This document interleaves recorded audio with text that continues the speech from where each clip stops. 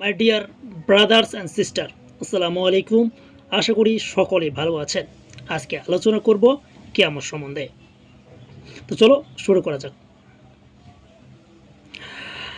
আমরা জানি যে কিয়ামত আসলে অনেকে আমাকে প্রশ্ন করতে পারেন যে ভাইয়া কিয়ামত কবে ঘটবে বা কখন ঘটবে।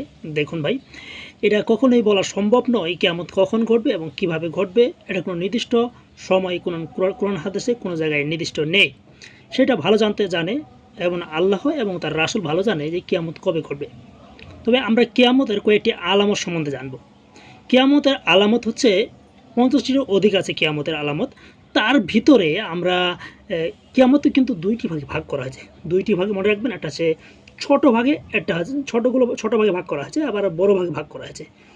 ছোটগুলোর মধ্যে কি কি থাকতে পারে বা কি আছে কিয়ামতের ঘটনা, কি আলামতগুলো আছে, কি ঘটনাগুলো ঘটবে ছোটগুলোর ভিতরে।